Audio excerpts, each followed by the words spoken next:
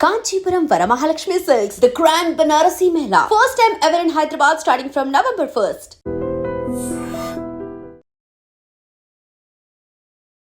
పశ్చిమ గోదావరి జిల్లా భీమవరం సుంకర పద్దయ్య వీధిలో దారుణమైన ఘటన చోటు చేసుకుంది. కన్న తల్లిని తమ్ముణ్ణి అత్యంత కిరాతకంగా కత్తితో పొడిచి చంపి ఆ తర్వాత ఆ వ్యక్తి ఎవరైతే ఉన్నాడో శ్రీనివాస్ 37 సంవత్సరాల ఆయనకి ఆ వీధిలో వచ్చి నిలబడ్డాడు. ఇంతలోనే ఓ వ్యక్తి ఏంటి అనుమానాస్పదంగా కనపడుతున్నాడు ఈ వ్యక్తి ఒంటి నిండా రక్తపు మరకలతో అని గుర్తించి ఏంటి నువ్వు ఏం చేసావు నువ్వెవరు అని అడిగేటప్పటికి నేను మనిషిని సార్, 2 దయ్యాల్ని చంపేశాను. అంటే ఎవరు వాళ్ళు అంటే మా అమ్మ మా తమ్ముడు. అమ్మ పేరు మహాలక్ష్మి, ఆవిడకి 60 సంవత్సరాలు. తమ్ముడు పేరు రవితేజ, వాడికి 33 సంవత్సరాలు. అయితే వీళ్ళిద్దరూ దయ్యాలు సార్, మనుషులు కాదు, నేను మాత్రమే మనిషిని.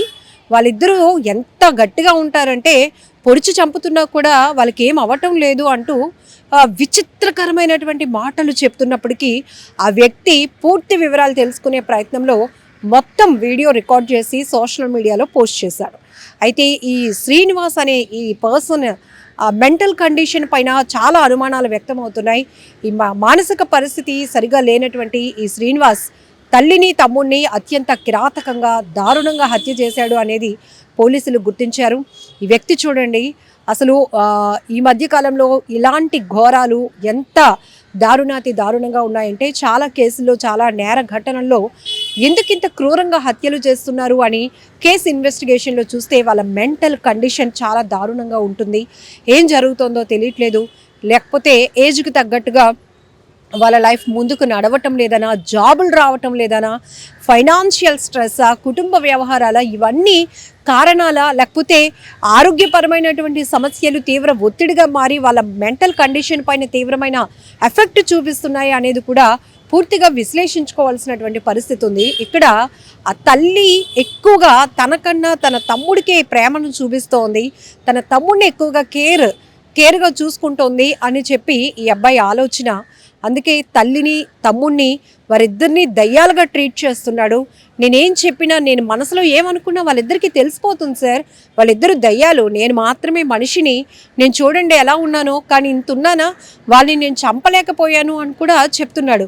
మరేం చేసి వచ్చావంటే కత్తి తీసుకుని పొడి చేశాను అని కూడా చెప్తున్నాడు.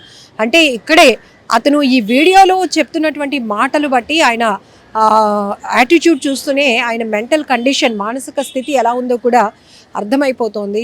పోలీసులు అయితే కేసు దర్యాప్తు కొనసాగిస్తున్నారు. భయంకరమైన పరిస్థితి కనబడుతోంది. ఇక్కడ భీమవరంలోని సుంకర పద్దయ్య వీధిలో జరిగినటువంటి ఈ ఘోరమైన ఘటనకు సంబంధించి వీడియోలు కూడా ఇప్పుడు సోషల్ మీడియాలో వైరల్ అవుతున్నాయి. ఏం జరుగుతోంది, మనుషుల్లా కనపడుతున్నారు కానీ బుద్ధి మాత్రం చాలా నీచంగా మారుతోంది, క్రూరంగా మారుతోంది. మానసిక పరిస్థితులు బాగోలేనటువంటి వ్యక్తులు ఇంట్లో పెట్టుకోవటమే వాళ్ళ ప్రాణాలకు పెద్ద ప్రమాదమా అనే ఆలోచన కూడా చేయాల్సిన పరిస్థితి ఉంది.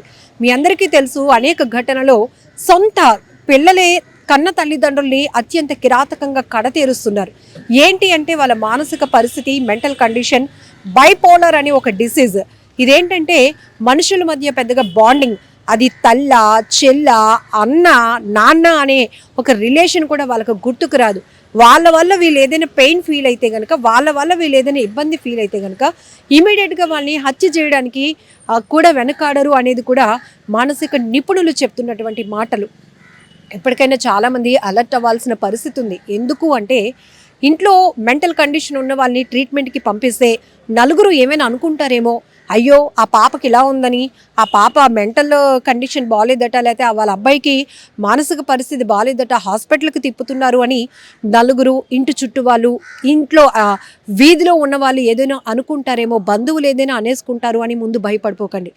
మీ పిల్లల ప్రవర్తనలో ఏ మాత్రం తేడా ఉన్నా ఇమీడియట్గా మీరు మాత్రం సైకాలజిస్టులను వెళ్ళి కలవాల్సిందే. సైకియాట్రిస్టులను కూడా అంతకు మించినటువంటి ట్రీట్మెంట్ ఇవ్వడానికి వాళ్ళు ఉంటారు. ఎందుకంటే మనం వాళ్ళ సమస్య అడిగి తెలుసుకుందామన్నా వాళ్ళు మనతో మింగిల్ అవ్వరు, వాళ్ళు మనకి సమాధానం చెప్పరు, వాళ్ళ పెయిన్ షేర్ చేసుకోరు, అసలు మనల్ని మనుషులుగానే ట్రీట్ చేయరు. కాబట్టి ఈ పద్ధతిలో అంటే సైకాలజీ పద్ధతిలో వాళ్ళకి ట్రీట్మెంట్ అందితేనే వాళ్ళ ఆరోగ్యాన్ని బాగు చేసుకోగలుగుతారు. లేదు అంటే వాళ్ళ కండిషన్ మరింత సివియర్గా మారితే వాళ్ళు మిమ్మల్ని కూడా హత్యలు చేయడానికి వెనకడుగు వేరు. ఎందుకంటే ఇక్కడ చాలా అమాయకంగా అతని మాటలు వింటుంటే, సార్ ఇద్దరిని చంపేశాను సార్. ఒకరు మా అమ్మ, ఒకరు మా తమ్ముడు. నాకన్నా మా అమ్మకి వాడంటేనే ఇష్టం. నేను మనసులో ఏమనుకుంటున్నా వాళ్ళిద్దరికీ తెలిసిపోతుంది, అందుకే చంపేశాను. వాళ్ళిద్దరూ దెయ్యాలు, చాలా గట్టిగా ఉంటారు అని చెప్తున్నాడు. అంటే మాటలు బట్టి అర్థమైపోతుంది ఈ శ్రీనివాస్ అనేటటువంటి వ్యక్తి మెంటల్ కండిషన్ ఎలా ఉంది అనేది. పోలీసులు కూడా షాక్ గురయ్యారు, ఎందుకంటే అతని మానసిక పరిస్థితి బట్టి ఆ తల్లిని తమ్ముడిని అత్యంత క్రూరంగా కత్తితో పొడిచి అనేక సార్లు పొడిచి చంపుంటాడు అనేది కూడా వాళ్ళు దర్యాప్తులో గుర్తించినటువంటి అంశాలు. ఏది ఏమైనప్పటికీ చాలా బాధాకరమైన ఘటన.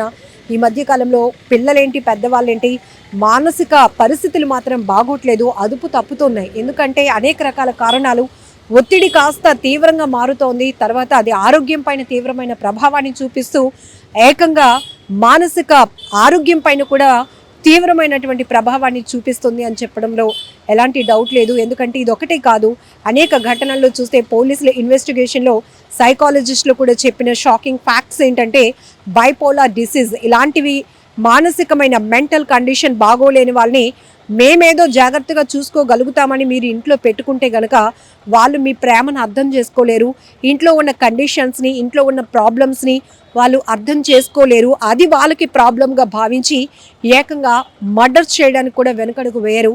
బీ కేర్ఫుల్ అని కూడా చెప్తున్నారు.